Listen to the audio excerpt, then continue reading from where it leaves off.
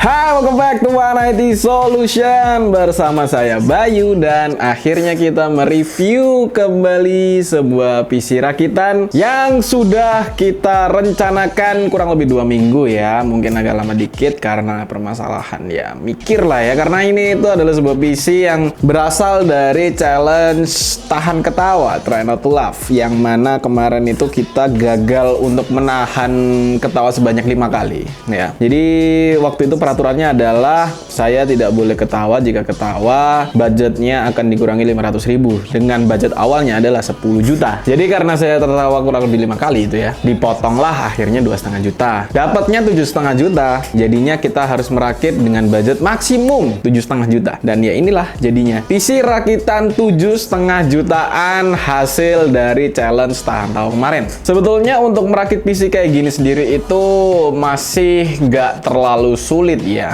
nggak terlalu menantang banget. Cuman yang kemarin itu menjadi tantangan adalah gimana caranya merakit 7,5 ini udah bisa buat gaming editing. Jadi pastinya kita harus menargetkan untuk PC punya VGA, nggak pakai PC APU. Awalnya itu sempat kepikiran APU, tapi keingat dengan statement yang saya ucapkan sendiri, yaitu adalah PC gaming dan editing. Ya, jadilah seperti ini PC yang saya rakit di kesempatan kali ini. Nah, untuk komponennya sendiri kita mulai aja dari yang pertama ini. Kita pakai prosesor dari i3 10100F dengan 4 core dan juga 8 threadnya. Ini kita pakai generasi ke-10 aja, yang mana itu masih bagus, nggak jelek, dan masih up to date lah ya buat sampai sekarang ini, masih worth buat dipakai. Kemudian untuk motherboard di sini kita memilih MSI H510M Bomber. Ya, motherboardnya di sini memang dengan terpaksa saya memilih yang mungkin sedikit low budget ya. Biasa sih, Mas, ini motherboard biasa ya. Jadi kalau misalkan mau ngomong long term sih mungkin kurang good. Jadi kalau mau upgrade kayaknya motherboard juga harus di-upgrade. Tapi kalau misalkan kalian ya fine-fine aja dengan yang low end ya, it's no problem ya. Karena memang untuk merakit 7,5 juta PC gaming editing itu sedep-sedep sulit. Sulit enggak sih, enggak terlalu sulit sih, lumayan lah ya. Jadi itu yang saya potong, dan nggak di situ aja, saya harus nge-cut di RAM-nya ya. Harusnya RAM-nya pakai berapa ya? 16. Harusnya pakai 16, tapi karena ternyata budgetnya nggak cukup. Jadi kita potong 2 kali 4 GB 2666 punyanya VC Pro. Itu murah tuh, sekitar satunya itu hampir 300-an lah. Kemudian untuk VGA awalnya itu mau pakai 1650, cuman 1650 ini kita lagi terbatas stok. Harusnya bisa pakai 1650. Kemarin sudah sempat dirancang untuk pakai 1650, tapi ternyata barangnya berkehendak lain. Jadinya ya sudah, kita pakainya 1050 Ti. Dan ini yang kita pakai itu 1050 Ti-nya colorful. Terus buat penyimpanan, ya di sini penyimpanannya kita juga pakai yang standar aja. Kita pakai SSD VC Pro yang 256 GB.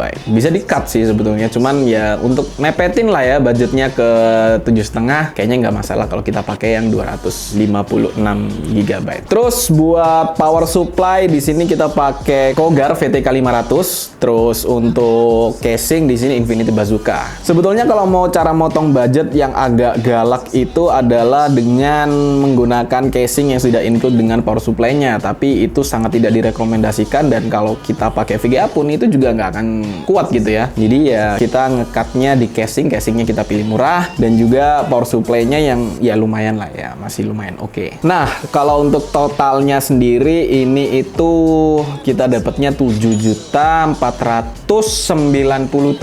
rupiah harga saat ini ya di One IT. Harganya emang mepet banget kayak tadi yang saya bilang ya, mumpung masih ada sisa lebih dikit, makanya tadi untuk SSD-nya sekalian yang pakai 200-an GB ya, nggak yang 120.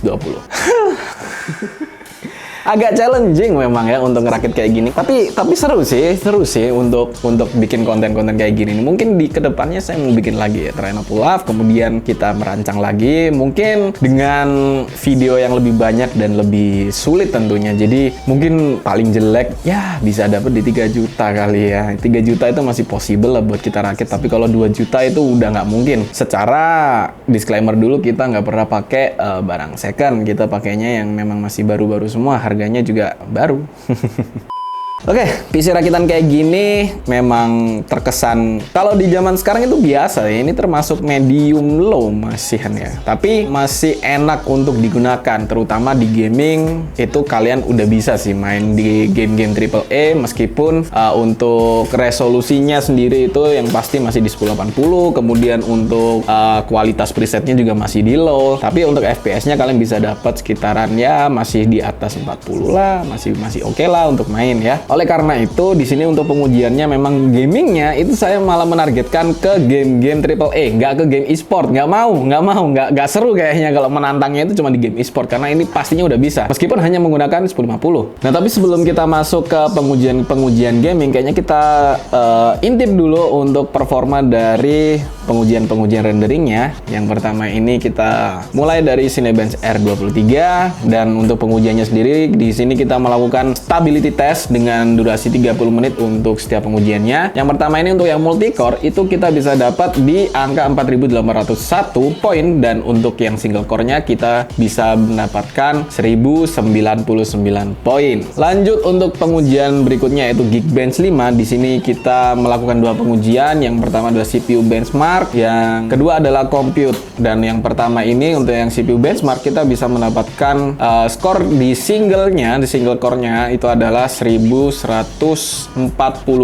kemudian untuk yang multinya ada di 4410 poin. Kemudian untuk compute benchmarknya di sini kita bisa mendapatkan 22.830 OpenCL score. Ini terbilang memang skornya di rata-rata ya, tengah-tengah lah ya, nggak terlalu bagus dan nggak terlalu buruk. Kita lanjut untuk pengujian berikutnya yaitu adalah di 3D Mark Time Spy. Untuk pengujian 3D Mark Time Spy ini kita bisa mendapatkan hasil di overall skornya ada di 2548, kemudian untuk GPU skornya ada di 2351 poin, kemudian yang terakhir yaitu CPU skor ada di 4853 poin. Ini skor yang kalau dilihat di sini hijau sih, excellent sih ya, tapi kalau kita bandingkan dengan rakitan yang high itu skornya cukup jauh, tapi memang ya masih bagus sih, terutama di CPU skornya yang kelihatan menonjol banget. Kita lanjut ke pengujian yang terakhir, ini adalah pengujian GPU yaitu pada Furmark, dan untuk presetnya di sini kita pakai 1080. Untuk hasilnya sendiri kita ada di 2574 poin dengan 43 fps dan maksimum GPU temperaturnya hanya di 60 derajat Celcius. Jadi so far untuk pengujian kita memang di sini masih normal-normal aja ya. Untuk PC ini masih aman dan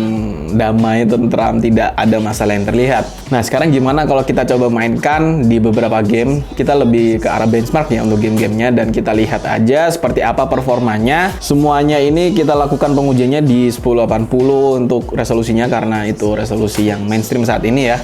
Dan untuk presetnya semua di sini kita low-kan. Kira-kira kita bisa berapa? Kita langsung aja yang pertama nih ya. Kita mulai dari Shadow of the Tomb Raider. Untuk Shadow of the Tomb Raider ini kita lakukan benchmark dan hasilnya memang masih belum menyentuh 60 fps. Di sini kita hanya mendapatkan 49 fps. Tapi untuk Shadow of the Tomb Raider ini sendiri itu masih ada preset yang lebih low lagi yaitu lowest. Slimer memang maunya low. Jadi meskipun masih ada yang bawahnya lagi tapi tetap di low aja. Dan untuk Shadow of the Tomb Raider ternyata kita hanya mendapatkan 49 fps. Meskipun kalau kita coba intip ada beberapa scene di mana fps-nya ini bisa mendapatkan 70-an fps. Jadi beberapa ada yang di 70-an fps, 60-an fps, cuman untuk secara stabilnya keseluruhannya itu kita hanya mendapatkan 49 untuk rata-rata fps-nya. Lanjut pengujian yang berikutnya yaitu Horizon Zero Dawn, dan di sini lakukan benchmark juga. Untuk hasilnya sendiri kita hanya mendapatkan 47 average fps-nya dengan skornya 8724. Untuk Horizon ini sendiri memang gimana ya? Pas-pasan sih sebetulnya untuk fps-nya sendiri dengan settingannya yang udah paling low ini. Tapi ya so far so good lah. Selama kita tidak menyentuh di bawah 30 fps itu artinya kita masih playable ya. Lanjut kita ke game berikutnya yaitu Forza Horizon 5, dan di game ini kita melakukan pengujian benchmark juga dengan preset low dan ternyata fps-nya masih bagus yaitu masih di 64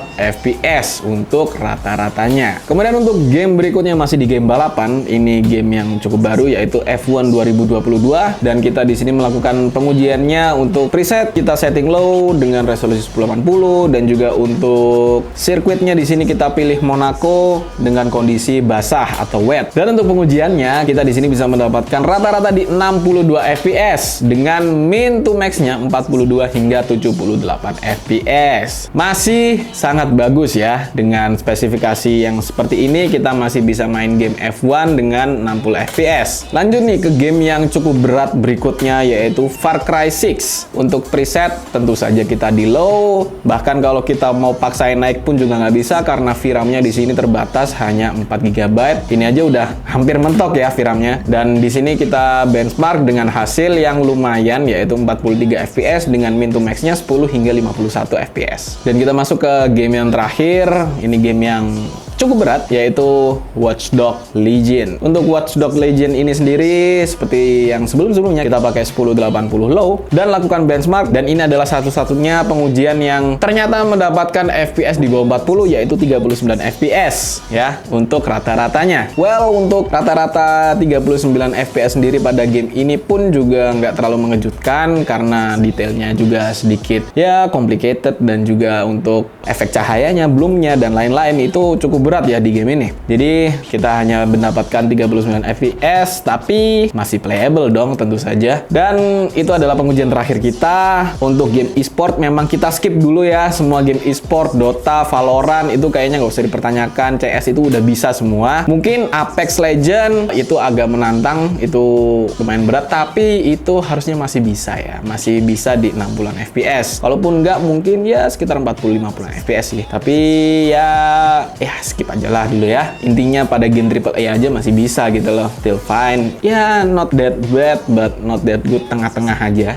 Dan untuk pengujian editing, kayaknya di sini saya nggak mengincludekan karena pada hari Sabtu besok saya berencana untuk melakukan live stream menggunakan PC rakitan ini. Kita coba tes buat main game. Apakah FPS-nya ini bakalan kacau banget ya, atau masih fine-fine aja? Karena untuk pengujian ini sendiri kita akan menguji pada kemampuan encodingnya dari prosesor dan juga VGA yang kita gunakan di PC rakitan ini. Dan untuk semua game yang tadi sudah saya bacakan, kembali lagi jika kalian ingin mendapatkan FPS yang lebih tinggi, itu masih bisa dengan cara resolusinya diturunkan ke 720. Harusnya kalau kalian turunkan resolusinya ke 720, semua game ini bisa menembus 60 FPS. Ada juga settingan render resolution yang mana itu memberikan ketajaman pada game yang kalian mainkan, itu bisa diturunkan. Di sini rata-rata menggunakan satu semua, jadi gamenya itu jelas semua. Kalau kalian turunkan mungkin agak sedikit ngeblur gimana gitu ya, tapi itu nggak akan ada masalah sebetulnya kalau misalkan kalian memang mengejar FPS-nya. Tapi jika kalian mengejar kualitas gambar itu sendiri, ya itu mungkin hal yang berbeda ya. Dan